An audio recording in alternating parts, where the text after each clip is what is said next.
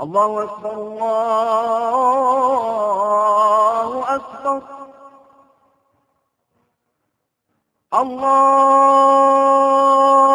الله أكبر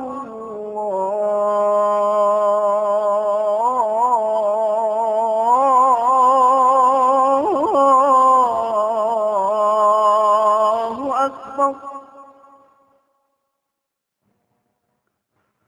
أشهد أن لا إله إلا الله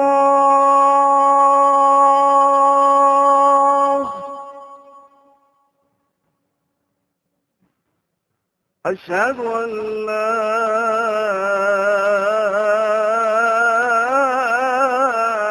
إله إلا الله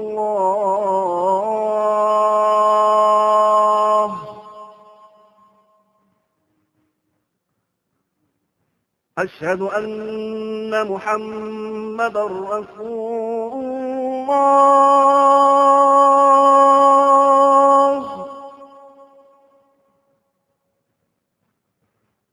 أشهد أن محمدا رسول الله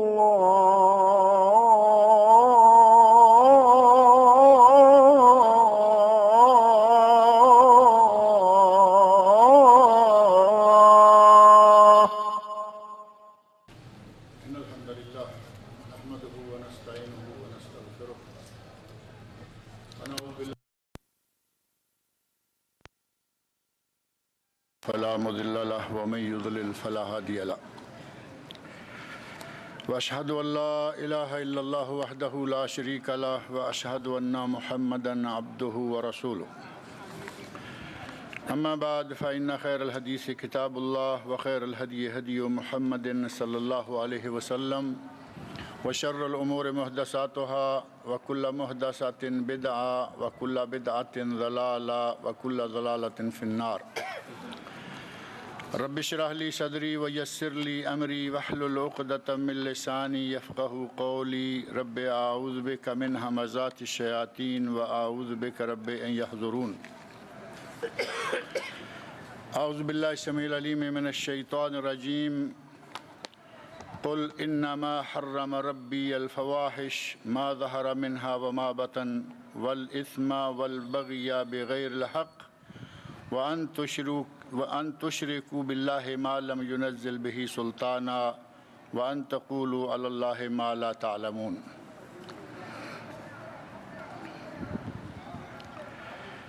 قرآن کریم میں اللہ رب العزت نے متعدد مقامات پر اپنی غیرت اور اپنے غصے کا اظہار فرمایا ہے اور یہ غیرت کا لفظ یا غیرت کی صفت اللہ رب العزت کی صفات میں سے ہے، لیکن جیسا کہ یہ اللہ رب العزت کی عظمت کو لائق ہے۔ ہماری غیرت بھی غیرت ہے، ایک عام مومن کی غیرت اور حضرت محمد رسول اللہ صلی اللہ علیہ وسلم کی غیرت میں ظاہر ہے کہ بہت فرق ہے۔ اسی طرح نبی صلی اللہ علیہ وسلم کی غیرت اور اللہ کی غیرت، ان دونوں کے مابین زمین و آسمان کا فرق ہے۔ نبی صلی اللہ علیہ وسلم نے ایک مرتبہ ایک صحابی کے بارے میں فرمایا کہ اس میں بہت غیرت ہے، اور ساتھ فرمایا کہ مجھ میں اس سے بھی زیادہ غیرت پائی جاتی ہے۔ صحابی بڑا غیرت مند ہے، لیکن مجھ میں اس سے بھی زیادہ غیرت پائی جاتی ہے، اور ساتھ ہی فرمایا کہ اللہ میں مجھ سے بھی زیادہ غیرت پائی جاتی ہے۔ غیرت اللہ کی صفات میں سے صفت ہے، اور وہ اتنی ہے جتنی کہ اس کی ذات کو لائق ہے، اور یہ مادہ انسان کے اندر بھی پایا جاتا ہے، اور یہ وہ مادہ ہے جو اللہ رب العزت نے اہل ایمان کو، مسلمانوں کو، صحابہ کرام کو، تابعین کو اور بعد والے اہل ایمان کو وافر مقدار میں عطا فرمایا ہے۔ اگر یہی مادہ کم ہو جائے، اگر غیرت مر نہ جائے بلکہ دھیمی پڑ جائے، تو ساتھ ہی آدمی کا ایمان بھی کمزور ہو جاتا ہے، اور پھر وہ اپنے خلاف، اپنے دین کے خلاف، اپنے نبی کے خلاف چاہے کوئی کچھ بھی کہتا رہے، اس پہ کوئی اثر ہی نہیں ہوتا۔ اگر یہ غیرت کا مادہ انسان میں نہ ہو، اور مسلمانوں میں، اہل ایمان میں اگر یہ غیرت نہ ہوتی تو وہ جہاد نہ کر پاتے۔ کتاب اللہ، خود اللہ تعالیٰ کی ذات گرامی، نبی اسلام حضرت محمد رسول اللہ صلی اللہ علیہ وسلم، اور اسی طرح اسلام اور شریعت کے خلاف جب جب دنیا میں کسی بھی کافر نے زبان کھولی، مسلمانوں کی غیرت جاگ اٹھی۔ اگر خفتہ تھی تو بیدار ہو گئی، کمزور تھی تو اس میں جان آ گئی۔ اسی کا نتیجہ ہے کہ دنیا کے کسی بھی کونے میں جب بھی اسلام کے خلاف، مسلمانوں کے خلاف کوئی زبان درازی کرتا ہے، مسلمان تڑپ اٹھتے۔ یہ غیرت ایمانی ہے، یہ غیرت اسلامی ہے، اور یہ غیرت اللہ رب العزت میں بے پایاں، جس کی کوئی انتہا ہی نہیں۔ اللہ رب العزت کی غیرت کب سامنے آتی ہے؟ جب اللہ رب العزت کی طے شدہ حدود کو توڑا جائے۔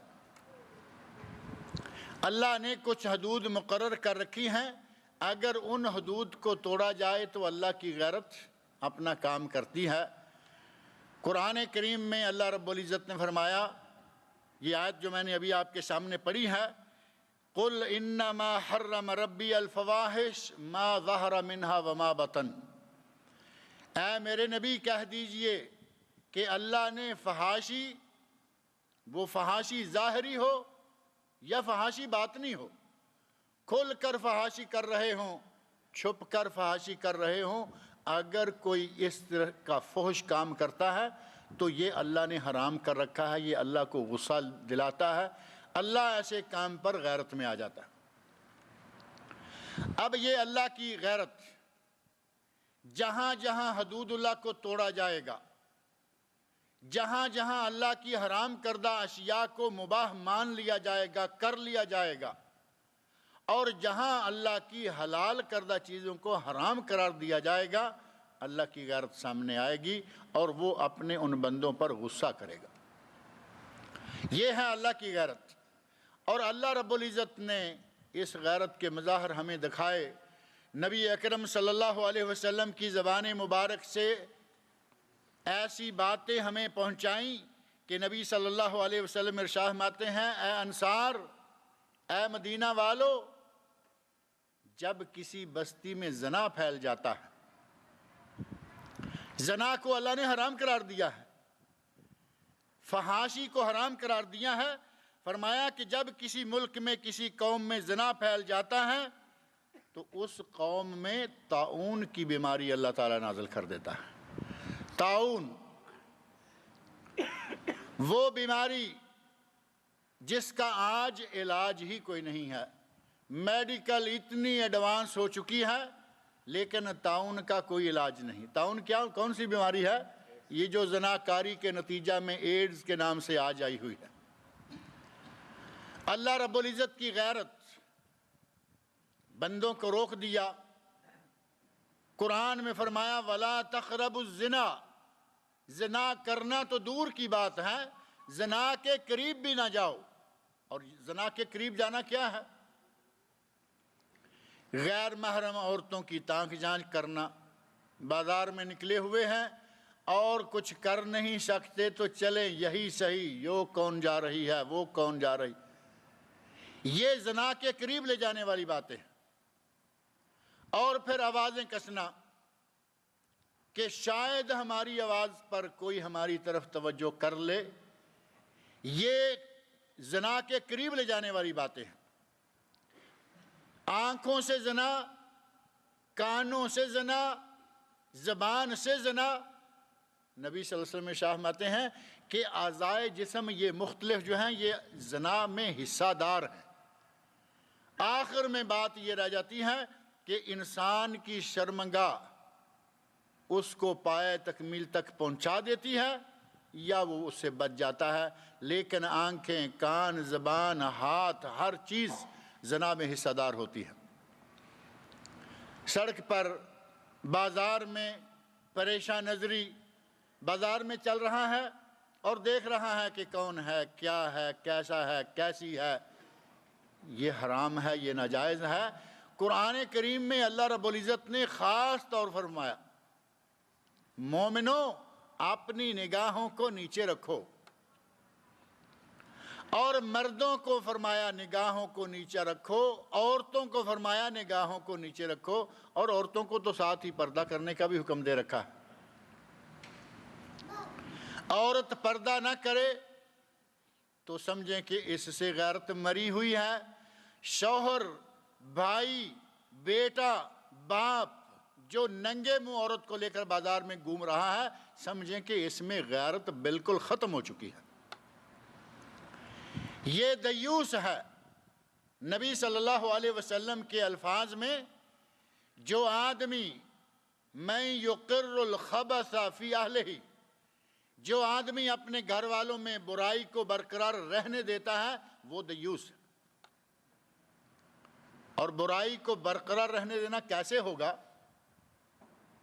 عورت نے قرآن کریم کے احکام، عورتوں کو چاہیے کہ پردہ کر کے نکلیں، عورت بے پردہ باہر نکلی۔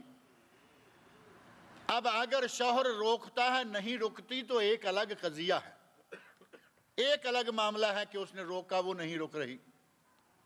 اور اگر شوہر گھر سے بنا سنوار کر اپنی بیوی کو، بھائی بنی سنوری اپنی بہن کو، باپ بنی سنوری اپنی بیٹی کو ننگے منہ بے پردہ عریاں، اور ہمارے پاک و ہند میں تو حالت بہت ہی پتلی ہے، یہاں تو اب زیادہ سے زیادہ یہ ہوگا کہ منہ ننگا ہو گیا ہے، اور یہ بھی یہاں اس ملک میں بڑا محسوس کیا جا رہا ہے کہ عورتوں نے منہ ننگا کرنا کیوں شروع کر دیا ہے۔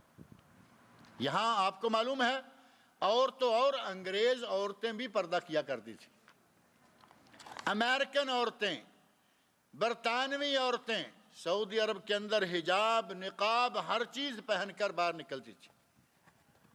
آہستہ آہستہ بعض معاملات میں کمزوریاں آنا شروع ہوئیں۔ آج آپ کورنش پر، آج آپ روڈوں میں، بازاروں میں دیکھیں گے کہ بعض سعودیات بھی ننگے منہ نکل رہی ہیں، اور یہاں کے علماء، یہاں کے دیندار عوام اس بات پر بڑے کڑ رہے ہیں کہ اتنا بھی کیوں، جبکہ ہمارے ممالک پاک و ہند میں اتنا حد سے لوگ گزرے ہوئے ہیں کہ نہ صرف چہرہ ننگا ہے، سر کے بال بھی ننگے ہیں، گردن بلکہ پیچھے سے آدھی پشت بھی ننگی، آگے سے پیٹ ننگا، سارے بازو ننگے، اگر ساری نہیں تو آدھی یا 2/3 ٹانگیں ننگی۔ اب بتاؤ کہ اس عورت نے پہنا ہوا کیا؟ ایسی عورت کے ساتھ اس کا شوہر ہو، اس کا بھائی ہو، اس کا باپ ہو، اس کا بیٹا ہو، یا اس کا چچا یا اس کا ماموں جو اس کے محرم رشتہ دار ہیں، اگر ان میں سے کوئی ساتھ ہے تو وہ بہت بڑا بے غیرت انسان ہے۔ نبی صلی اللہ علیہ وسلم نے فرمایا یہ دیوس ہے۔ آپ نے صرف بغیرت بھی نہیں کہا، فرمایا دیوس۔ اور دیوس کون ہے؟ من یقر الخبث فی اہلہ، جو اپنے گھر والوں میں، اہل بیوی، اہل بیٹی، اہل بہن، اہل ماں، جو اپنے گھر والوں میں برائی کو برقرار رکھتا ہے، دیکھتا ہے اور نظر انداز کر دیتا ہے، فرمایا وہ دیوس ہے۔ اور دیوس کی سزا معلوم ہے کیا بتائی نبی صلی اللہ علیہ وسلم نے؟ لا يدخل الجنت الدیوس، دیوس کبھی جنت میں داخل نہیں ہو پائے گا۔ اندازہ فرمائیں کہ غیرت انسان کو جنت میں لے جاتی ہے، اور غیرت ہی انسان کو جہنم میں پہنچا دیتی ہے۔ شہید کو اپنے دین پر غیرت، اپنے خالق و مالک پر غیرت، اپنے ایمان پر غیرت، اپنے اسلامی ملک اور وطن پر غیرت آتی ہے، کافروں کو تہہ تیگ کرتے ہوئے خود اپنی جان اللہ کے سپرد کر دیتا ہے، اس کی غیرت اسے جنت میں لے گئی۔ اور ایک آدمی نے غیرت سے ہاتھ اٹھا لیا، بہو بیٹیاں، بیوی بہنیں، اور اپنی قریبات جتنی بھی ہیں ان کو بے پردہ بازار میں لیے پھر رہا ہے، یہ دیوس ہے، یہ بے غیرت ہے اور یہ جہنمی ہے۔ مسند احمد میں نبی صلی اللہ علیہ وسلم کا ارشاد۔ اور بعض احادیث میں آتا ہے کہ قیامت کے دن اللہ رب العزت جن لوگوں کو نگاہ کرم سے دیکھے گا بھی نہیں، ثلاثۃ لا ينظر اللہ الیہم، قیامت کے دن اللہ 3 لوگوں کی طرف دیکھے گا ہی نہیں اور نہ ان کو معاف کرے گا۔ انہی میں سے العاق لوالدیہ، اپنے ماں باپ کا نافرمان، اپنے ماں باپ کا نافرمان اللہ رب العزت نظر کرم سے دیکھے گا بھی نہیں۔ انہی میں سے ایک مدمن خمر، مدمن خمر شراب کا عادی، شراب کا رسیہ، شرابی۔ اگر کوئی شرابی کبابی ہے اللہ رب العزت نظر رحمت سے دیکھے گا بھی نہیں۔ اللہ کی غیرت کس انداز تک ہے، کس حد تک ہے کہ اللہ اپنی نگاہ بھی اس پر نہیں ڈالے گا کہ میں نے ان چیزوں کو حرام قرار دیا اور میرا بندہ میری بات کا دنیا میں مذاق اڑاتا رہا۔ العاق لوالدیہ، مدمن خمر، اور ایک ہے الدیوس، وہ شخص جو اپنی بیوی کو، اپنی بیٹی کو، اپنی بہن کو پردے کا حکم نہیں دیتا، پردہ نہیں کرواتا، اور وہ جس حال میں بھی ہوں انہیں اسی حال میں اپنے ساتھ لیے پھرتا ہے۔ نبی صلی اللہ علیہ وسلم فرمایا کہ قیامت کے دن اللہ نظر کرم سے ان کو دیکھے گا بھی نہیں۔ نبی اکرم صلی اللہ علیہ وسلم فرمایا کہ سعد، حضرت سعد رضی اللہ عنہ میں بڑی غیرت ہے، وَأَنَا أَغْيَرُ مِنْ سعد، اور میں تو سعد سے بھی زیادہ غیرت مند ہوں، وَاللَّهُ أَغْيَرُ مِنِّي، اور اللہ مجھ سے بھی زیادہ غیرت مند۔ اور صحابہ کرام رضی اللہ عنہم کی غیرت، نبی اکرم صلی اللہ علیہ وسلم کی غیرت، اور ان سب سے بہت ہی زیادہ اللہ رب العزت کی غیرت۔ مومن کی غیرت کیا ہے؟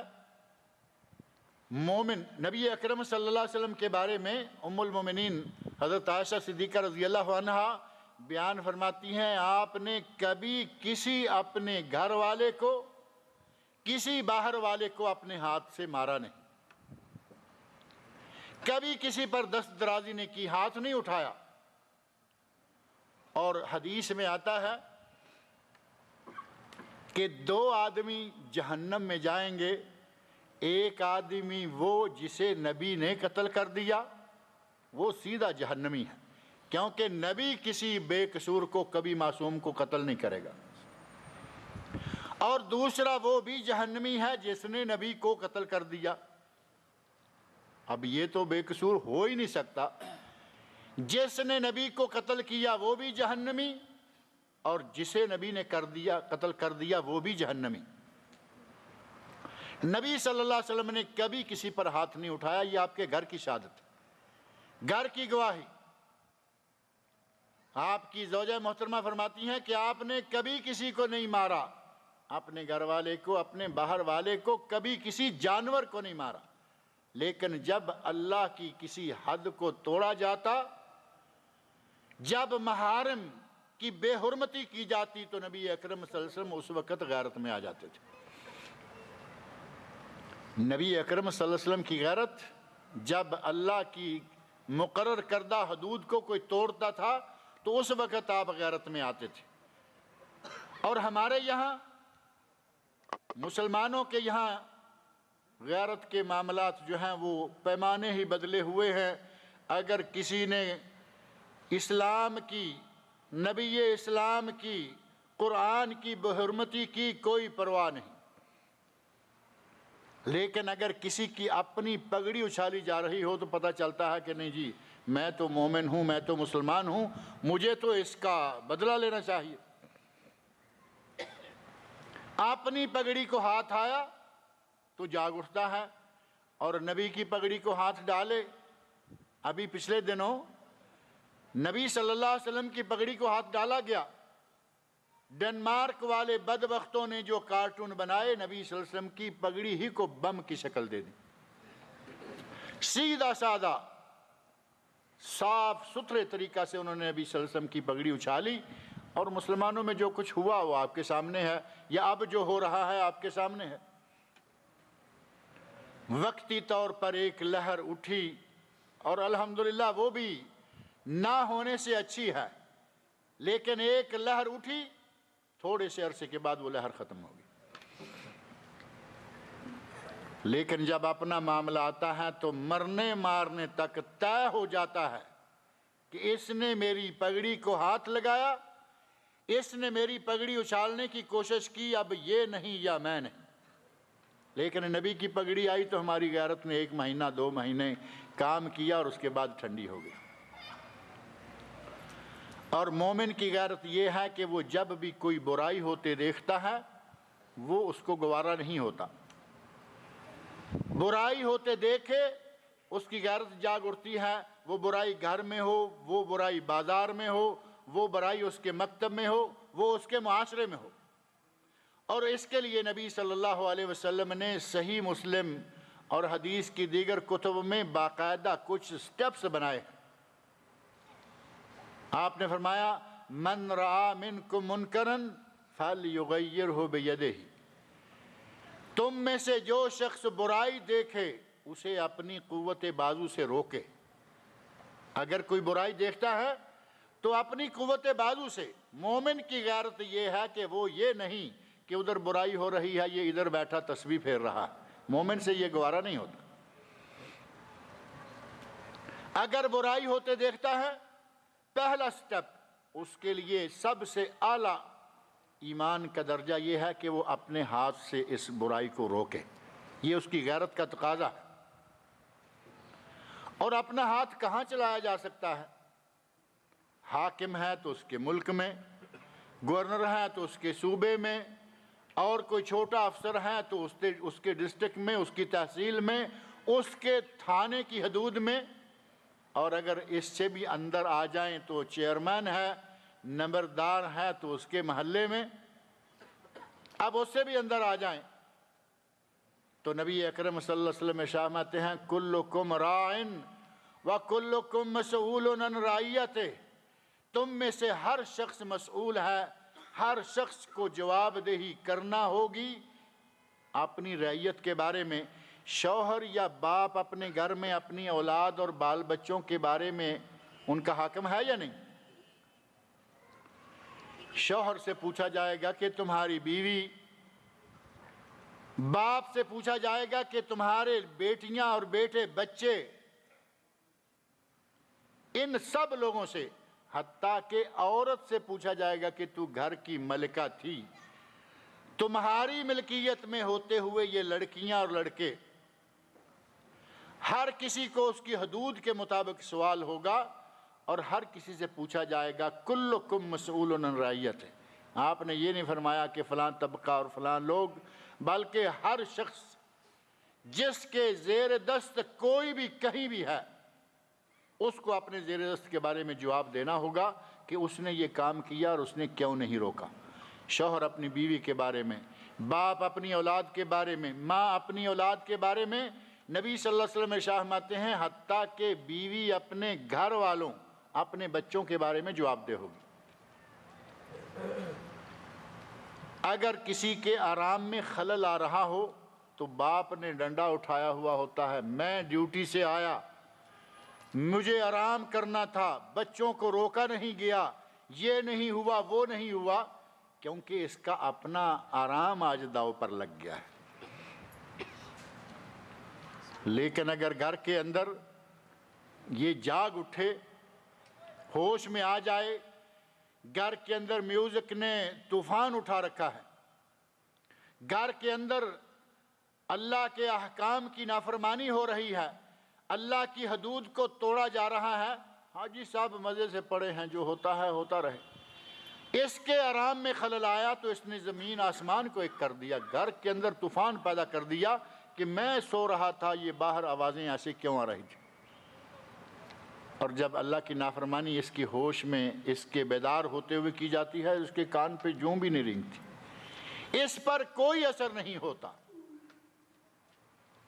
یہ آدمی اپنے گھر کے بارے میں کم از کم ہر آدمی اپنے گھر کے بارے میں جواب دے. من رعا منکم منکرا فلیغیرہ بیدہ، جو آدمی برائی ہوتے ہوئے دیکھے اسے اپنی قوت بازو سے روکے. کم از کم اپنے گھر کو سنبھالیں، محلے کو چھوڑ دیں، علاقے کو چھوڑ دیں، ملک کو چھوڑ دیں. وہ جن جن کی ذمہ داریاں ہیں وہ نبھائیں گے. ہر کسی کو اپنی ذمہ داری نبھانا ہے. اگر کسی نے اپنے گھر والوں کے بارے میں بھی برائی میں ان کو نہ روکا تو ظاہر ہے کہ یہ بھی تو دیوس ہو جائے گا. اپنے ہاتھ سے اگر کسی میں برائی کو روکنے کی طاقت نہیں ہے، فَإِن لَّمْ يَسْتَطِعْ فَبِلِسَانِهِ، فرمایا کہ اگر کوئی آدمی اپنے ہاتھ سے، قوت بازو سے، طاقت سے برائی کو روک نہیں سکتا، فَبِلِسَانِهِ، اپنی بیوی اور اپنے بچوں، چھوٹے بہن بھائیوں، زیر کفالت لوگوں کو اپنے ہاتھ سے روکیں برائی سے. جس طرح اپنے خلل کے بارے میں آپ نے قاعدہ بنا رکھا ہے، اسی طرح دینی احکام کے بارے میں قاعدہ بنا کے رکھیں. اور اگر کوئی ایسا موقع ہے، آپ دفتر میں مینیجر ہیں، آپ اپنی مرضی کے ساتھ آرڈر دے سکتے ہیں کہ یہ کام کرنا ہے. اگر کوئی نہ کرے تو آپ کسی کو نکال سکتے ہیں، فائر کر سکتے ہیں، یہ کر سکتے ہیں، وہ کر سکتے ہیں. وہاں اپنا حکم چلائیے. لیکن اگر آپ کے برابر کا ہے، کولیگ ہے، ساتھی ہے، وہاں آپ کا اگر ہاتھ نہیں چلتا، قوت بازو کام نہیں دیتی، تو کم از کم زبان تو چلا سکتے ہیں کہ بھائی یہ غلط ہے، یہ اسلام میں منع ہے، یہ ناجائز ہے، یہ کرنا ہے، یہ نہیں کرنا. اگر کہیں ہاتھ نہیں تو کم از کم زبان ضرور اٹھائیے. برائی ہو رہی ہو تو برائی کے خلاف زبان اٹھائیے. اور اگر کہیں زبان بھی نہیں اٹھا سکتے، پتہ ہے کہ اگر اس کو میں نے صرف زبانی یہ کہا کہ صاحب یہ کام اچھا نہیں ہے تو پتہ نہیں اس کے نتیجہ میں میرا کیا ہوگا. اگر اتنا ہی ڈر جائیں، ایمان میں اتنی بھی کمزوری آ جائے، تو نبی صلی اللہ علیہ وسلم ارشاد فرماتے ہیں فَإِن لَّمْ يَسْتَطِعْ فَبِقَلْبِهِ، اگر زبان سے بھی نہیں روک سکتے برائی کو تو اپنے دل سے ہی برائی کو برا سمجھو. وَذَلِكَ أَضْعَفُ الْإِيمَانِ، یہ ایمان کا سب سے کمزور ترین درجہ ہے. اور بعض روایات میں آتا ہے کہ اس کے بعد ایمان کا ذرہ بھی نہیں. اگر برائی کو دیکھ کر کسی کے دل میں غصہ بھی پیدا نہیں ہوتا، کسی کے دل میں ناراضگی بھی نہیں آتی، بولنا یا روکنا تو بعد کی بات ہے، دل میں بھی برائی بری نہیں لگتی، تو وہ سمجھے کہ وہ ایمان سے پیدل ہے، زیرو، اس میں کوئی ایمان نہیں. آپ ارشاد فرماتے ہیں حبۃ خردل، ایک رائی کے برابر بھی اس آدمی میں ایمان باقی نہیں. اللہ میں بہت ہی زیادہ غیرت ہے، اور اللہ نے اپنی غیرت کو دکھانے کے لیے کچھ جگہ رکھی. اللہ، آپ کو معلوم ہے کہ اللہ بڑا رحیم، اللہ بڑا کریم. ماں اپنے بچے کے ساتھ اتنی رحم دل اور شفیق نہیں ہوتی جتنا اللہ اپنے بندے کے ساتھ. لیکن جب اس کی بنائی ہوئی حدود کو توڑا جاتا ہے، ماں بڑی شفیق ہوتی ہے. لیکن ایک وقت ایسا بھی آ جاتا ہے کہ جب بچہ اس کی نافرمانی کرتے کرتے کرتے یہاں تک لے آتا ہے تو ماں کہتی ہے کہ یا اللہ، اس بچے سے تو بہتر تھا کہ مجھے تو نہ ہی دیتا. آتا ہے نا ایسا موقع، مائیں کہتی ہیں، باپ کہتے ہیں کہ یا اللہ، اس سے تو ہمیں یہ اولاد دی ہی نہ ہوتی. اللہ عاجز نہیں ہے کہ وہ یہ بات کہے، اللہ مجبور نہیں. وہ جب کسی کو حدود کو توڑتے ہوئے مسلسل دیکھتا ہے تو پھر اس کی غیرت سامنے آتی ہے، وہ پکڑ لیتا ہے. جس ملک میں زنا پھیل جائے وہاں طاعون. آپ اندازہ کریں کہ آج کل طاعون کتنا پھیلا ہوا ہے. زناکاری عام ہے، فحاشی اور بدکاری پھیلی ہوئی ہے، اور ساتھ ہی طاعون بھی پھیلا ہوا ہے. ایڈز ملک ملک میں، گلی گلی میں، محلے محلے میں آپ کو اس کی مثالیں مل جائیں گی. حتیٰ کہ ایک عرصہ تک خلیجی ممالک پاک تھے، اب کی رپورٹس میں یہ مل رہا ہے کہ خلیجی ممالک میں بھی یہ پیشنٹس موجود ہیں. کوئی تاجر ہے، کوئی طالب ہے، کوئی کون ہے، کوئی کہاں گیا، کس کو کس طرح یہ بیماری لگ گئی۔ آج خلیج میں بھی یہ بیماریاں موجود ہیں۔ یورپ تو تھا ہی، وہاں تو غیرت نام کی چیز ہی کوئی نہیں، وہاں حیا نام کی کوئی چیز نظر نہیں آتی۔ وہ قومیں، مغربی قومیں، غیر مسلم ان چیزوں کو کھا پی بیٹھے۔ لیکن اب یہ جب مسلمان ملکوں میں یہ چیزیں داخل ہونا شروع ہو جائیں گی تو اس کا معنی یہ ہوا کہ ہمارے ممالک میں بھی زناکاری عام ہوتی جا رہی ہے۔ زنا پھیل جائے تو وہاں ایڈز۔ اسی طرح نبی اکرم صلی اللہ علیہ وسلم نے مختلف چیزوں کے نام لے کر کہا کہ کسی ملک میں یہ چیز عام ہو جاتی ہے، اس میں یہ بیماری پھیل جاتی ہے۔ کہیں اللہ رب العزت بارش، یمنع عنہ القطر، اللہ رب العزت ان سے بارش کے قطرات کو روک دیتا ہے۔ اور یہ بارش کے قطرات کو روک دینا اللہ رب العزت گویا کہ اپنی رحمتوں کو اوپر ہی روک لیتا ہے۔ جہاں بارش نہ ہو، جن علاقوں میں بارش نہ ہو، وہ چاہے کوئی بھی ملک کیوں نہ ہو، آپ سمجھ سکتے ہیں کہ وہاں قحط، وہاں ویرانی، وہاں دھول اڑے گی، وہاں سبزے نام کی چیزیں ختم ہو جائیں گی۔ اللہ رب العزت غیرت کھاتا ہے تو اپنی غیرت کو اس طرح اپنے بندوں کو دکھا دیتا ہے۔ وہ عاجز نہیں، مجبور نہیں کہ کہے یا اللہ اسے تو یہ کام نہ، وہ تو خود اللہ۔ اہل ایمان میں غیرت ہونی چاہیے۔ اللہ رب العزت میں غیرت ہے، محارم پر غیرت۔ جہاں کہیں غیر اللہ کی عبادت ہو رہی ہو، اہل توحید کا دل تڑپ اٹھتا ہے کہ یا اللہ یہ کیا ہو رہا ہے۔ لیکن اگر کوئی غیر اللہ کی عبادت کے اڈوں کو دیکھ کر بھی اس کے دل میں کوئی تکلیف پیدا نہیں ہوتی، وہ دیکھ رہا ہے کہ غیر اللہ کی عبادت ہو رہی ہے، غیر اللہ کو پوجا جا رہا ہے، غیر اللہ سے مانگا جا رہا ہے، غیر اللہ کے نام کی دعائیاں دی جا رہی ہیں، اور ایک مومن ساتھ ہی مست ہے، اسے پرواہ ہی کوئی نہیں، اس کے بالکل کوئی اثر نہیں ہو رہا کہ لوگ یہ کیا کر رہے ہیں، وہ اپنی ذمہ داری نہیں پوری کرتا، تو یہ آدمی بھی ایمان سے خالی سمجھے۔ کیونکہ اللہ رب العزت نے امت اسلامیہ کے ہر فرد کو داعی بنایا ہے، ہر فرد کو مبلغ بنایا ہے، ہر فرد کی ذمہ داری ہے کہ جہاں برائی دیکھے، وہ شرک ہو، وہ بدعت ہو، وہ زناکاری ہو، چوری ہو، ڈاکہ ہو، وہ چاہے کوئی بیماری ہی کیوں نہ ہو، مومن کا کام ہے کہ جہاں بیماری ہوتی دیکھے اس کو روکے، اس کی غیرت جاگ اٹھے، اس کی غیرت اپنا کام دکھائے۔ اور یہ ایک اچھی چیز ہے، اللہ رب العزت نے مومنوں کو یہ مادہ وافر مقدار میں مہیا کیا ہوا ہے۔ اسی مادہ غیرت کا نتیجہ جہاد ہوتا ہے۔ میں نے شروع میں بات عرض کی تھی، اگر یہ غیرت نہ ہو تو آدمی جہاد کر ہی نہ پائے۔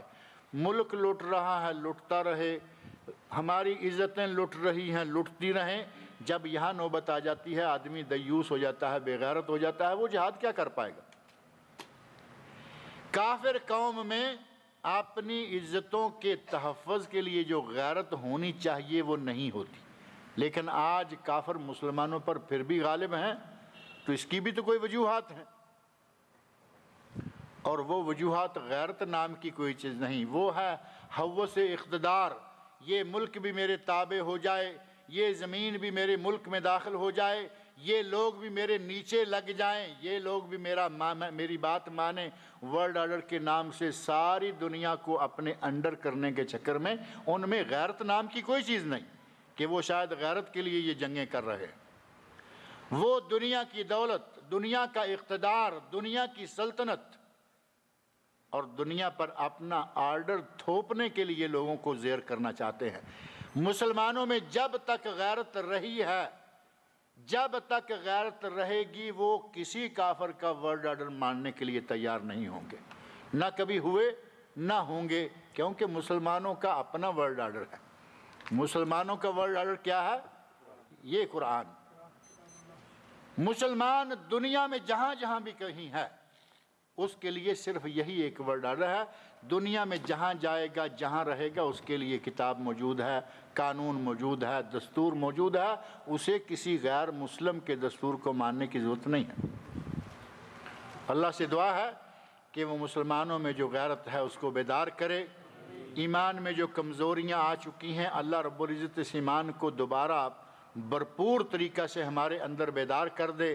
اللہ رب العزت مومنوں کی، مسلمانوں کی کوتاہیوں کو دور کرے، اور اللہ رب العزت ہم سب کو غیرت مند بنا کر اسلام، نبی اسلام اور اپنے اوطان کا تحفظ کرنے کی توفیق عطا فرمائے۔ اللہ رب العزت مجھے اور آپ سب لوگوں کو نیک عمل کی توفیق سے نوازے۔ پچھلے سال کی طرح اس سال بھی ICC الخبر، یہ جو صبیحہ مچھلی مارکیٹ کے پاس ہے، وہاں انشاءاللہ 3 دن کا حج کورس ہوگا، اور یہ 24، 25، 26 تاریخ کو شام 8:15 بجے سے لے کر 9:15 بجے تک، یعنی 1 گھنٹے کا یہ دورانیہ ہوگا، اور 3 دن انشاءاللہ ہوگا، 24، 25، 26 نومبر اور 26، 27، 28 ذوالقعدہ، یعنی حج پر روانگی سے چند دن پہلے۔ یہ انشاءاللہ اگلا پیر، منگل اور بدھ 3 دن ہیں، یہ پیر، منگل اور بدھ آئندہ 3 دن، یہ نہیں بلکہ اس سے اگلا، اس میں انشاءاللہ یہ کورس کروایا جا رہا ہے۔ اس میں یہ پچھلے سال بھی ہوئے تھے 3 دن، اس سال بھی ہیں، اور یہاں تشریف لائیں انشاءاللہ العزیز۔ جو لوگ حج پہ جا رہے ہیں، جو نہیں جا رہے، ان کا فائدہ ہوگا۔ پچھلے سال اسی جگہ ایک کورس کروایا گیا تھا، جس کی یہ سیریز 4 سیریز موجود ہیں، حج و عمرہ اور زیارت مدینہ کے مسائل اس میں موجود ہیں، اور یہ 4 سیریز غالباً 6 ریال کی ہیں۔ عابد بھائی کے پاس ہیں، جن کو چاہیے وہ جاتے ہوئے لیتے جائیں۔ اسی طرح دارالفرقان ریاض میں ہے، اس کی کتابیں حقیقت الفقہ مولانا محمد یوسف جے پوری رحمۃ اللہ علیہ، جز امام بخاری، جز رفع الیدین امام بخاری رحمۃ اللہ علیہ، اور منافقین کا کردار، حج میں چہرے کا پردہ، خواتین اسلام کے لیے نبی رحمت صلی اللہ علیہ وسلم کی 500 نصیحتیں، یہ کتابیں موجود ہیں، رحمۃ اللہ خان صاحب سے لیتے جائیے۔ ہمارے یہاں پردے کی بات کر رہے تھے، نبی صلی اللہ علیہ وسلم نے حج کے موقع پر عورتوں کو کہا کہ وہ حج کے موقع پر بھی پردہ کریں، غیر محرم سے پردہ ہر وقت، ہر حال میں۔ یہ نہیں کہ اپنے گلی اور اپنے بازار میں تو غیر محرم سے پردہ ہو، اور حج جیسے عظیم اجتماع میں جہاں دنیا بھر کی عورتیں موجود ہیں، دنیا بھر کے مرد موجود ہیں، ان میں کالے بھی ہیں، گورے بھی ہیں، وہاں اللہ کے رسول کہہ دیتے کہ وہاں پردے کی ضرورت نہیں ہے۔ بڑا تعجب ہوتا ہے، نبی صلی اللہ علیہ وسلم کے ساتھ آپ کی ازواج مطہرات نے حج کیا، نبی صلی اللہ علیہ وسلم کے ساتھ صحابیات نے حج کیا۔ ازواج مطہرات اور صحابیات کے بیانات کتب حدیث میں موجود ہیں کہ جب ہمارے پاس کوئی غیر محرم لوگوں کا قافلہ ہمارے پاس سے گزرتا، سادلت احدانا جلبابہا من راسہا علی وجہہا، ہم اپنے سر کا کپڑا گرا کر، ایسے نیچے گرا کر اپنے چہرے کا پردہ کر لیتے۔ غیر محرم آ جائے فوراً پردہ کر لیں۔ آپ حج میں ہیں، آپ مکہ میں ہیں، آپ مدینہ میں ہیں، آپ خبر میں ہیں، لاہور میں ہیں یا دہلی میں ہیں، جہاں بھی ہیں، غیر محرم کے سامنے ننگے منہ آنا جائز نہیں ہے۔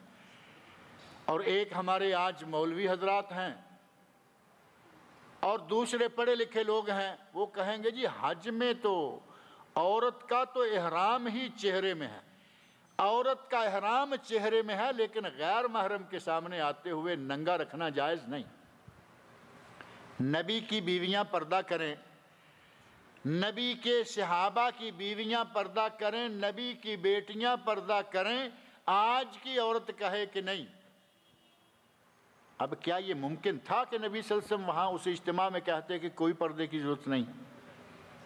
نبی صلی اللہ علیہ وسلم سے شاہماتے ہیں، من حج فلم یرفث ولم یفسق رجع من ذنوبہ کیوم ولدتہ امہ، جس نے حج کیا، حج کے دوران کسی قسم کی کسی شہوانی حرکت کا ارتکاب نہ کیا اور کسی گناہ کا ارتکاب نہ کیا، وہ حج سے یوں پاک ہو کر لوٹتا ہے جیسا کہ آج اس کی ماں نے اسے جنم دیا۔ پہلے دن کا بچہ جس طرح گناہوں سے پاک ہوتا ہے، اسی طرح حج سے حاجی پاک ہو کر لوٹتا ہے۔ شرط یہ ہے کہ اس نے کوئی شہوانی حرکت نہ کی ہو۔ اور شہوانی حرکت کیا ہوگی؟ حج کر رہا ہے، احرام باندھا ہوا ہے، طواف میں ہے، سعی میں ہے، یہ کون جا رہا ہے، وہ کون آ رہا ہے، یہ لمبی ہے، یہ پتلی ہے، یہ موٹی ہے، یہ ٹھنگی ہے، یہ فلاں ہے، یہ اگر سارا وقت وہ عورتوں کو ہی تاڑتا رہے گا تو وہ بیچارے نے احرام پھر کس چیز سے باندھا ہوا ہے؟ یہاں ضرورت ہے کہ عورت اپنے آپ کو محفوظ رکھے، شوہر اپنے آپ کو مرد اپنے آپ کو محفوظ رکھے۔ نبی اکرم صلی اللہ علیہ وسلم کے ساتھ جن لوگوں نے حج کیا انہوں نے پردے میں حج کیا۔ جب کبھی اکیلے ہو جاتے، وہ کہتی ہیں جب ہم اکیلی ہو جاتی تو ہم پردہ اٹھا لیتے۔ آج بھی اگر کوئی اپنے گھر میں چلا جائے، اپنے ٹینٹ میں جو اس کے محرموں کا ٹینٹ ہے اس میں چلی جائے اور اپنے روم میں چلی جائے، اپنی گاڑی میں بیٹھ جائے، اکیلی ہو جائے، کہیں بھی ہو، آج بھی وہ احرام کی حالت میں چہرے کو ننگا رکھے، لیکن جب کسی غیر محرم کا سامنا ہو فوراً اپنے چہرے کو ڈھانپ لے۔ اب کہیں گے جی یہاں کپڑا لگتا ہے، یہاں کپڑا لگتا ہے، یہاں کپڑا لگتا ہے، لگتا رہے، کوئی شرط نہیں۔ ہماری کچھ عورتوں نے وہ ٹوپی پہن رکھی ہوتی ہے، یہ جس کو اس طرح کیپ کہتے ہیں نا،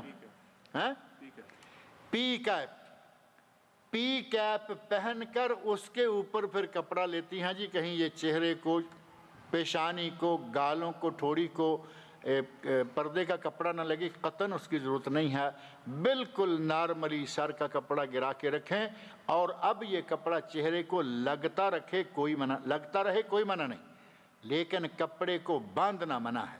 اگر کوئی اپنے چہرے کو، جیسے ہمارے پاکستانی عورتیں باندھ لیتی ہیں، پاکستانی انڈین عورتیں نقاب کے کپڑے کو خوب دبا کے باندھ کر اس میں سے اسپیشل اپنا تھوڑا سا ناک یا تھوڑا سا ناک، آنکھیں اور چہرہ ننگا کر کے باقی کو باندھا، یہ باندھنے کا انداز منع ہے، اوپر سے گرانے کے انداز میں کوئی حرج نہیں ہے۔ بہرحال یہ کہ یہ بھی ضروری ہے کہ حج چونکہ قریب آ گیا ہے، عورتوں کو یہ معلوم ہونا چاہیے کہ پردے کی حج کے دوران کیا حیثیت ہے۔ کہتے ہیں کہ کیا صرف دعا کرنے کے لیے سجدہ کرنا ٹھیک ہے؟ آپ نے دیکھا ہوگا کچھ لوگ سجدہ پڑے ہوتے ہیں، ہاتھ یوں رکھے ہوتے ہیں، ہاتھ سجدے میں ایسے ہونے چاہیے، اس نے یوں رکھے ہوئے ہیں کیونکہ وہ سمجھتا ہے کہ میں سجدے میں دعا مانگ رہا ہوں، دعا مانگنے کے لیے ہاتھ اوپر۔ اگر سجدے میں دعا مانگنی ہے تو سنت کے مطابق سجدہ کریں اور وہ سجدہ نماز کے اندر ہو، صرف دعا مانگنے کے لیے سجدہ کرنا ثابت نہیں۔ اکیلا سجدہ سجدہ شکر ثابت ہے، اکیلا سجدہ سجدہ تلاوت ثابت ہے۔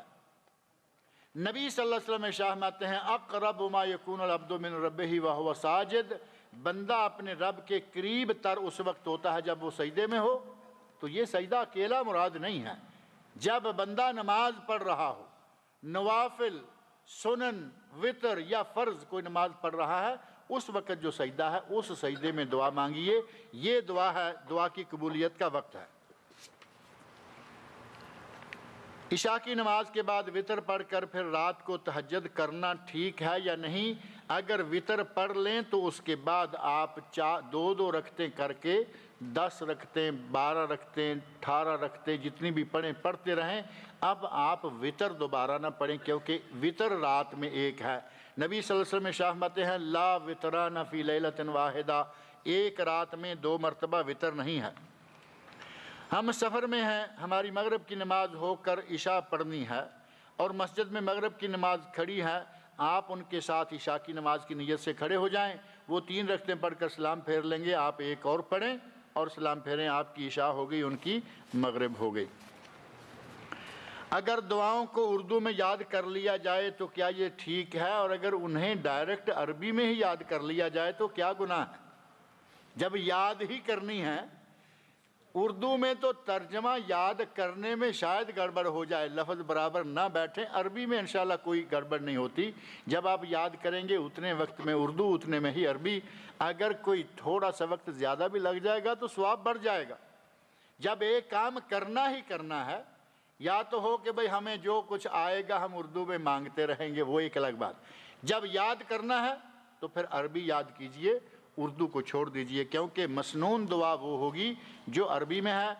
اور اگر کسی نے کسی موضوع پر کسی حاجت ضرورت میں اسے عربی دعا یاد نہیں، پھر اپنی زبان میں مانگے، پھر اردو شرط نہیں۔ ملیالم میں مانگیے، مراٹھی میں مانگیے، سندھی ہندی میں مانگیے، تلگو میں مانگیے۔ تلگو بھی یاد آ گئی ہے کہ تلگو میں بھی مانگ سکتے ہیں۔ اللہ رب العزت تمام زمانے جانتا ہے۔ اگر تسبیح پر ذکر الہی کرنا صحیح ہے یا غلط، اپنے عزیزوں کو تسبیح گفٹ دینا صحیح ہے یا نہیں؟ پہلی بات یہ ہے کہ یہ تسبیح جو ہے یہ ہاتھ پر ہے۔ نبی اکرم صلی اللہ علیہ وسلم کے بارے میں سنن ابو داود میں حدیث ہے، کانا یعقد بیمینہ، نبی صلی اللہ علیہ وسلم اپنے ہاتھوں پر بھی نہیں بلکہ صرف اپنے اکیلے دائیں ہاتھ پر تسبیح کیا کرتے تھے۔ دائیں ہاتھ پر تسبیح کرنی چاہیے۔ اگر کوئی دونوں پہ کرتا ہے تو کہا گیا کہ وسعت ہے، جائز ہے، لیکن افضل یہ ہے کہ صرف دائیں ہاتھ سے تسبیح کی جائے۔ نبی صلی اللہ علیہ وسلم ہاتھ سے تسبیح کرتے تھے، آپ بھی ہاتھ سے تسبیح کیجئے۔ یہ لکڑی کے دانے، لوہے کے دانے، پلاسٹک کے دانے اور سندل کے دانے اور فضہ حتیٰ کہ چاندی کے دانے، یہ دانے ہیں اور یہ یہود و ہنود کی ایجاد ہے۔ یہ جملہ ذہن میں رکھیں، یہ یہود و ہنود، ہندوؤں کے گلوں میں ہوتی ہے، ان کے جو مولوی ہوتے ہیں ہندوؤں کے، ان کے گلے میں، اور عیسائیوں یہودیوں کے گلے میں۔ مسلمانوں کے نبی صلی اللہ علیہ وسلم، صحابہ کرام، محدثین، ائمہ، کسی کے گلے میں، کسی کے ہاتھ میں تسبیح کا ثبوت نہیں ملتا۔ اب جن سے ملتا ہے وہ انہی کے قریب کے لوگ ہیں، انہی سے لیے ہوئے ہیں۔ اس وقت درباروں پر، مزاروں پر لوگوں کے گلے میں یہ مالائیں ملیں گی۔ یہ مالائیں کبھی مسلمانوں میں نہیں رہیں۔ یہ مالائیں جہاں سے آئی ہیں یہ لوگ آہستہ آہستہ انہی سے لے کے پہن رہے ہیں۔ تسبیح کو چھوڑے، اور جو ثابت نہیں، جو جائز نہیں، اس کا ہدیہ آپ کیسے کسی کو دیں گے؟ میں سمجھتا ہوں کہ تسبیح پہ، ہاتھ پہ تسبیح گننا سنت ہے، اور دانوں والی تسبیح پھیرنا ثابت نہیں۔ اب میں کہتا ہوں جی یہ میں آپ کے لیے تسبیح لایا، خود تو کرتے نہیں ہو یا جائز نہیں سمجھتے ہو، اسے کس بنا پر دے رہے ہو؟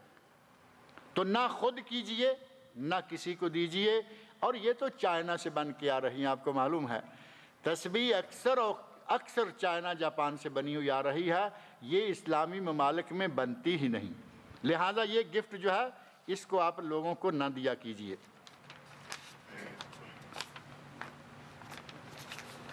پچھلی مرتبہ، پچھلے جمعہ میں کسی قادیانی کی طرف سے ایک، آپ کو یاد ہے ایک کتاب آئی تھی، 2 سوال آئے تھے، اسی کے بارے میں دوبارہ بھی لکھا ہوا ہے کہ اس قادیانی کی شکایت یہ ہے، بلکہ جس آدمی سے وہ شکایت کرتا ہے وہ کہتے ہیں کہ مجھے 2 ہفتے سے اس نے پریشان کر رکھا ہے۔ وہ کہتا ہے کہ مولانا زکریا صاحب نے خدائی کا دعویٰ کیسے کیا؟ خدائی کا دعویٰ، وہ خدائی کا دعویٰ کیسے کر سکتے تھے؟ انہوں نے جو عبارت میں نے پڑھ کے سنائی تھی نا، آپ وہ پچھلی مرتبہ والا جو درس ہے اس کا وہ ٹکڑا سن لے، میرا خیال ہے وہی کافی ہے۔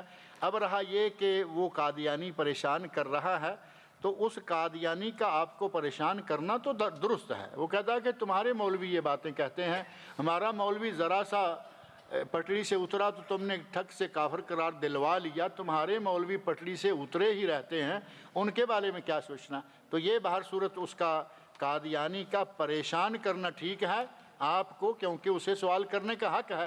اب آپ ان کو جواب دیجئے، اپنی کتابوں سے یہ واقعات نکال کر پھینکیے، کتابوں کو آپ ضائع کیجئے تاکہ نہ غیر مسلم اس قسم کی کتابیں پڑھے اور نہ تمہارے مولویوں پر اس طرح کے اعتراضات کرے۔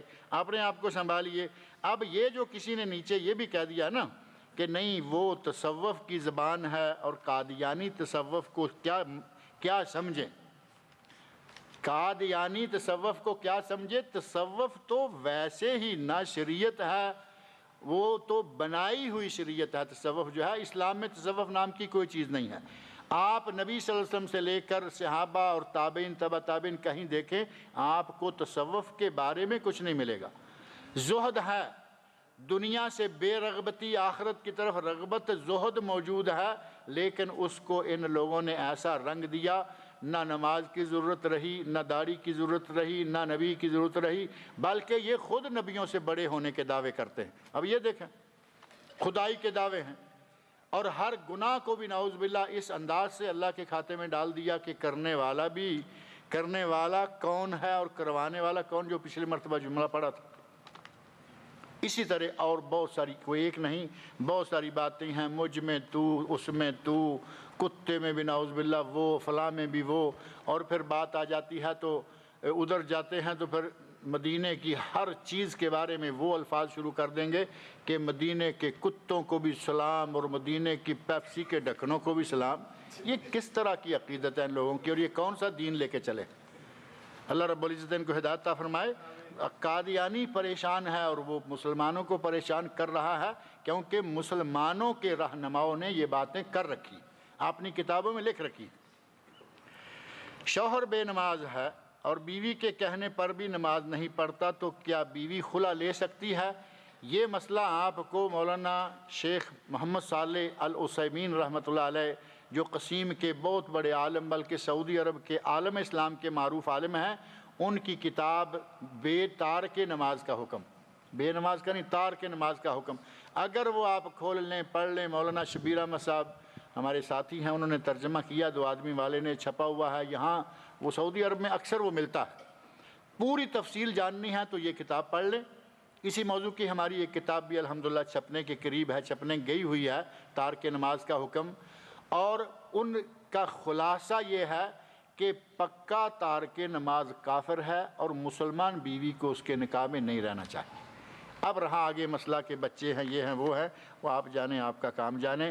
بیوی بے نمازی ہے اور شوہر کے کہنے پر بھی نماز نہیں پڑھتی، تو پھر اس کا مطلب یہ ہے کہ یا خود دیوس بنے رہو یا بیوی کو رکھے رہو، ایک ہی بات ہوگی، یا دیوس بن کے بیوی کو رکھو یا اپنی جان چھڑا لو، جو کام آپ نے کرنا ہے وہ آپ کر لیں۔ کہتے ہیں کہ شراب کی کمائی میں سے کچھ رقم مسجد میں لگا دیں۔ اب یہ آہستہ آہستہ بات آ جائے گی کہ شراب پینے کے لیے تھوڑی سی کسی مسجد کے کونے میں بیٹھ جائیں۔ کسی شاعر نے کہا تھا نا کہ یہاں حلال ہے وہاں حرام ہے، وہ مجھے وہ جگہ بتا جہاں یہ باتیں شاعروں والی ہیں۔ شراب حرام، اس کی قیمت حرام، اور اس کا مسجد میں لگانا بھی حرام ہے۔ مسجد اللہ کا گھر ہے، مسجد اللہ کا گھر ہے، مسجد میں تو زکوٰۃ کا پیسہ نہیں لگتا، شراب کا کیسے لگے گا؟ زکوٰۃ جو کہ اصلاً حلال ہے، زکوٰۃ کا پیسہ مسجد پر نہیں لگتا، کیونکہ مسجد کوئی عام گھر نہیں، یہ تو بہت بڑی پارٹی کا گھر ہے، یہ اللہ کا گھر ہے۔ اللہ کے گھر پر زکوٰۃ نہیں لگتی، کیونکہ زکوٰۃ لوگوں کے مال کا میل ہوتا ہے، مسجد میں نہیں لگے گا میل۔ سیدوں کو کیوں زکوٰۃ نہیں لگتی؟ سید نبی پاک صلی اللہ علیہ وسلم کے رشتہ دار اگر کوئی ہیں تو وہ نبی کے رشتہ دار ہیں، ان پر زکوٰۃ نہیں لگتی، کیونکہ وہ خاندان۔ نبی اکرم صلی اللہ علیہ وسلم نے اپنے نواسے کے منہ میں انگلی ڈالی، پچھلی مرتبہ بات تھی نا، نواسے کے منہ میں انگلی ڈالی اور کھجور نکال کر پھینک دی، کہا تمہیں معلوم نہیں ہے کہ ہم سیدوں پر یا ہم آل سادات پر یہ صدقہ جائز نہیں، صدقہ زکوٰۃ کا مال آل سادات پر نہیں، زکوٰۃ کا مال مسجد پر نہیں، اور شراب کی کمائی مسجد پر کیسے جائز ہوگی؟ لکھنے والے کو حق ہے، آپ کیوں ناراض ہوتے ہیں؟ ہم نے پڑھ دیا، جواب دے دیا، اس میں کوئی حرج نہیں۔ کیا ایک لڑکا جس کی عمر 11 سال ہے گھر میں جماعت کروانے کی صورت میں امامت کروا سکتا ہے جبکہ بچہ حافظ قرآن ہے؟ اگر کوئی آدمی کسی وجہ سے مسجد میں نماز پڑھنے سے رہ جاتا ہے، وہ گھر میں جماعت کروا لیتا ہے، انشاءاللہ کوئی حرج نہیں۔ لیکن اگر وہ مسجد میں آنے سے گھر والوں کو بھی روک دیتا ہے کہ نہیں جی ہم گھر میں ہی جماعت سے نماز پڑھیں گے، مسجد کا امام حافظ نہیں، میں حافظ ہوں، عمر چاہے 11 سال، 11 سال کا بچہ جماعت کروا سکتا ہے، مسجد میں بھی گھر میں بھی۔ نبی اکرم صلی اللہ علیہ وسلم کے ایک صحابی کا بچپن میں جماعت کروانا صحیح احادیث میں واقعہ موجود ہے، اتنا چھوٹا بچہ ہے کہ کپڑا بھی پورا اس کے پاس نہیں ہے، وہ تفصیلی واقعہ موجود ہے۔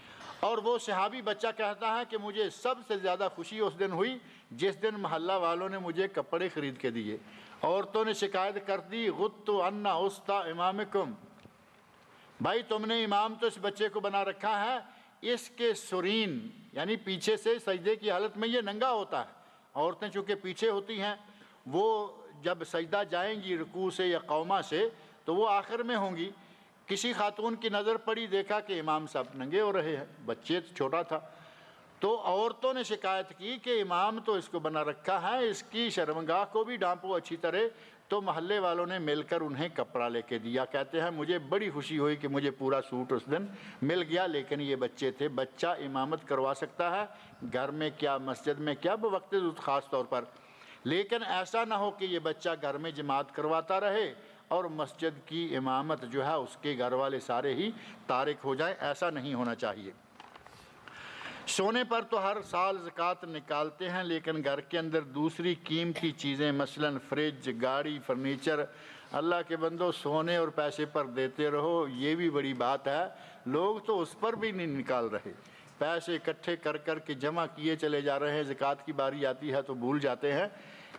فریج ہیں، دیگر بہت ساری چیزیں، حتیٰ کہ اگر کسی کے گھر میں ڈائمنڈ ہے، ڈائمنڈ بڑی قیمتی چیز ہے، لیکن زیور کے طور پر ڈائمنڈ بنا کر عورت پہنتی ہے، اس پر زکوٰۃ نہیں ہے۔ زکوٰۃ ہے تو سونے پر، چاندی پر، زیورات میں۔ اب یہ نہیں کہ باقی چیزوں میں، باقی تو اموال تجارت میں، مویشیوں میں، غلے میں، لیکن زیورات میں صرف سونے چاندی پر زکوٰۃ ہے۔ زیورات اگر ڈائمنڈ کے ہیں، بڑی قیمتی چیز ہے، اسلام نے فرض نہیں کی، نہیں ہے۔ اب آپ فریجوں پہ اور ایئر کنڈیشنوں پہ بھی زکوٰۃ لگوائیں گے تو مسئلہ تنگ کر دیں گے آپ۔ سونے کی اینٹ آتی ہے، اس پر زکوٰۃ ہے، کیونکہ وہ تو زیور بنانے کی کام۔ سونا اور چاندی اینٹ کی شکل میں، بسکٹ کی شکل میں ہو یا تابوک کی شکل میں ہو، اس پر بہر صورت زکوٰۃ ہے۔ یہ پچھلی مرتبہ بھی ایک سوال کسی نے دیا تھا، تو میں نے جاتے جاتے دیکھا تھا پیپر، میں نے کہا کہ یہ تو تعویذ لکھنے والے جو زعفران سے لکھتے ہیں، اس زعفران سے یہ سوال لکھا ہوا لگتا ہے۔ کہتے ہیں کہ ہر آدمی کی وفات کے بعد 10واں 40واں جائز ہے یا نہیں؟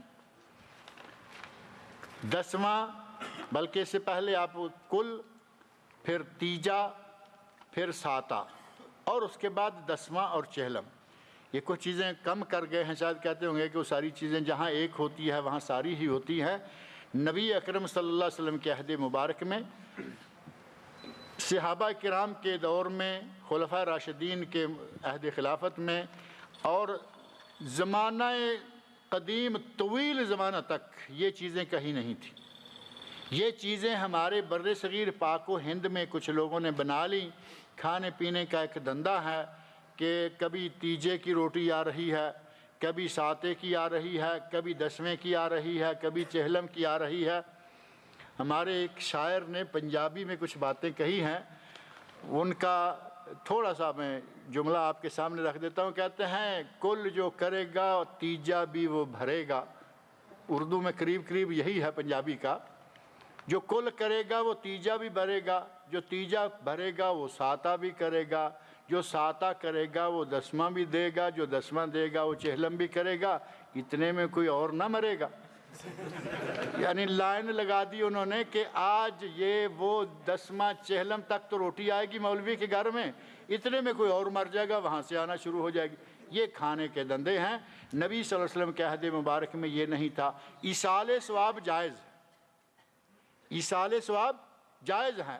مرنے والے کے لیے، مرنے والے کی طرف سے ثواب اسے بھیجنے کی نیت سے آپ روزانہ خرچ کیجئے، ہر روز کیجئے، لیکن اس میں تیجا، ساتہ، 10واں، چہلم طے کر لینا، یہ اس عمل کو بدعت اور گناہ بنا دیتا ہے۔ جبکہ یہی کھلا رکھیے، ثواب ہے۔ آج مر گیا، آج پیسے جیب میں ہیں، اللہ کی راہ میں دیجئے، یا اللہ میرے باپ کو ثواب جائے، یا اللہ میری ماں کو ثواب جائے، یا اللہ میرے فلاں کو ثواب جائے، جائے گا۔ لیکن جب آپ انتظار کریں گے کہ سال کے بعد وہی دن آ جائے جس دن وہ مرا تھا، تو یہ عرس شریف ہو جائے گا اور یہ پھر اسی طرح منع ہو جائے گا۔ لہٰذا ہمارے یہاں ہو یا آپ کے وہاں ہو، کہیں بھی یہ چیزیں جائز نہیں ہیں۔ یہ کل، تیجا، ساتہ، 10واں، چہلم اور سالانہ عرس، وہ عرس بڑے پیمانے پہ ہو، چھوٹے پہ ہو۔ کچھ لوگ اپنے ہی گھر میں عرس منا لیتے ہیں کہ آج کے دن ہمارا فلاں فوت ہوا تھا، کھانا وانا کچھ پکایا، کچھ اپنے پڑوسیوں کو کھلا دیا، کچھ خود کھا لیا، ختم کہہ لیا۔ یہ ختمات، یہ چہلم، ساتے، 10ویں، یہ ساری کی ساری چیزیں ایجاد کی گئی ہندوستان میں۔ اگر یہ دین ہوتا، میں ویسے ایک بات کہتا ہوں وہ دلائل کے طور پر نہ صحیح، اگر یہ دین ہوتا، یہ سارے جو رواج ہیں ہمارے یہاں، تو کیا سعودی عرب میں نہ ہوتے؟ سعودیوں میں بھی ہوتے، یہ بھی سارے کچھ کرتے۔ کہیں آپ کو معلوم ہے کہیں نہیں ہو رہا۔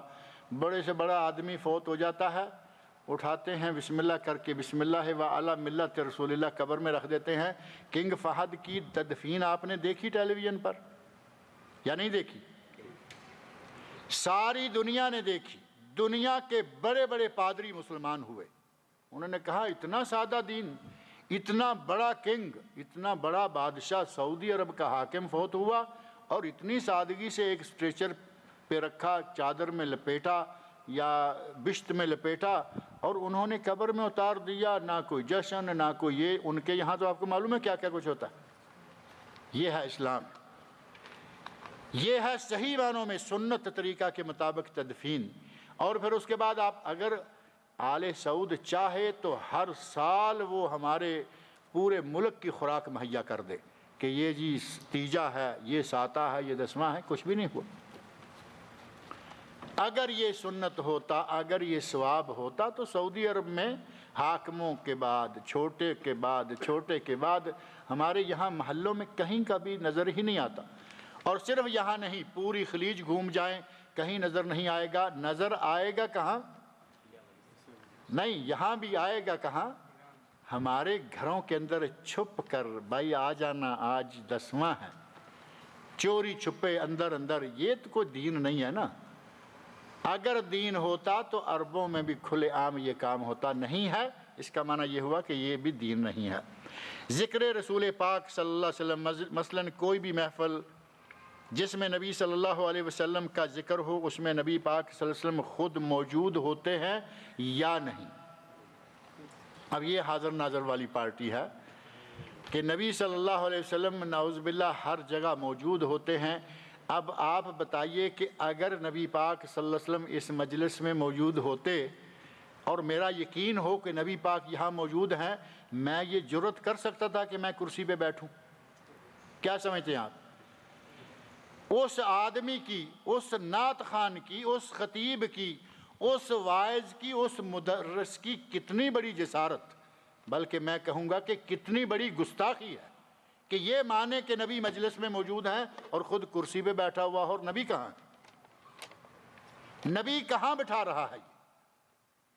ہوش سے بھی کام نہیں لیتے۔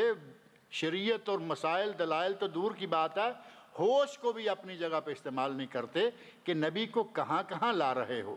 کبھی تم نبی کو ٹکٹ بانٹنا شروع کرتے ہو۔ اب ان کی باتوں کو کیا کیا، کس کس بات کا ذکر کریں؟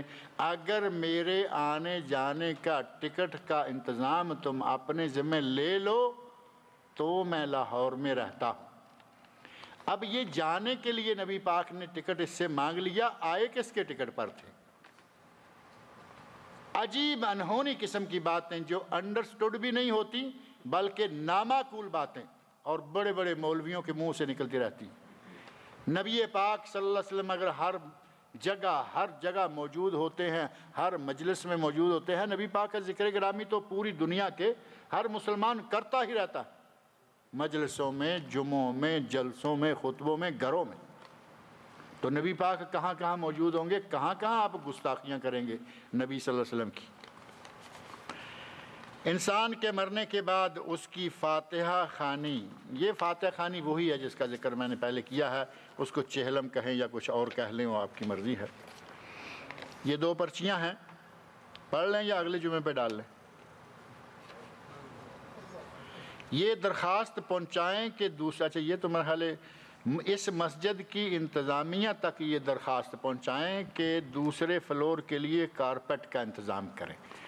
یہ تو یہاں جو نماز پڑھتے ہیں ان میں سے کوئی صاحب ہیں تو وہ بات کریں، ہم بھی انشاءاللہ تعالیٰ یہ بات کریں گے۔ سردی کا موسم آ رہا ہے، اکثر دیکھا گیا ہے کہ جمعہ کے دن لوگ دوسرے فلور پر کثیر تعداد میں نماز پڑھتے ہیں۔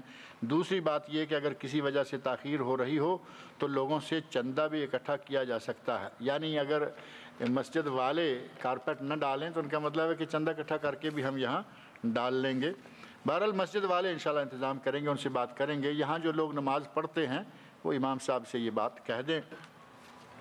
یہ سوال ہندوستان کے مسلمانوں کی روزمرہ زندگی سے تعلق رکھتا ہے۔ یہاں ایک سوال تھا جو کسی نے پتہ نہیں کینیڈا یا کہاں سے لکھا تھا کہ وہ وہاں سے ہے، شاید سوالوں میں بہرحال نکل گیا نا وہ، بس ٹھیک ہے۔ کہتے ہیں مجھے امید ہے کہ انشاءاللہ آپ کی علمی بصیرت کی رہنمائی سے ہمیں فائدہ ہوگا۔ ایک عام سا ماحول ہے انڈیا میں، مسلمان غیر مسلم پڑوسیوں کے درمیان بھی رہتے ہیں، اور اکثر مشاہدات یہ بھی ہیں کہ لوگوں کے کاروبار یا دفتری معاملات کی وجہ سے رسماً ہی صحیح اس حد تک خاطر و مدارات بھی ہو جاتی ہے، لوگ ایک دوسرے کے گھر میں دعوت بھی کرتے اور کھاتے ہیں۔ اس پس منظر میں یہ بھی دیکھا گیا ہے کہ جب ایک دوسرے کے مذہبی تہوار آتے ہیں تو کھانے کی اشیاء تحفتاً، مثلا مسلمانوں کے یہاں بریانی، شیر خورما، اور ہندوؤں کے یہاں مٹھائی، یہ سارے مولویوں کے کھاجے ہیں جو نام آپ نے لیے ہیں، یہ کھائے جاتے ہیں۔ غیر مسلموں کے تہواروں پر پوجا کی ہوئی چیزیں بھی مٹھائی کے طور پر بھیجی جاتی ہیں۔ مسلمان اس ماحول میں رہ کر کس طرح اس کا انکار کر سکتے ہیں؟ انکار کر سکتے ہیں۔ پہلی بات یہ، اس موضوع پر ہماری الحمدللہ ایک کتاب چھپ چکی ہے، مسلمانوں اور کافروں کے تعلقات، اور ابھی حال ہی میں ایک سی ڈی ICC دمام کا ایک درس تھا ہمارا اسی موضوع کا، اس سی ڈی میں بھی مسلم و غیر مسلم کے تعلقات فصیح الدین صاحب نے ہی وہ تیار کی ہے، اس میں بھی کافی ساری تفصیلات موجود ہیں۔ مختصر یہ کہ کچھ چیزیں جو اس میں بھی نہیں ہیں، ظاہر ہے کہ سب چیزیں بیک وقت کسی بھی جگہ نہیں ہو پاتی۔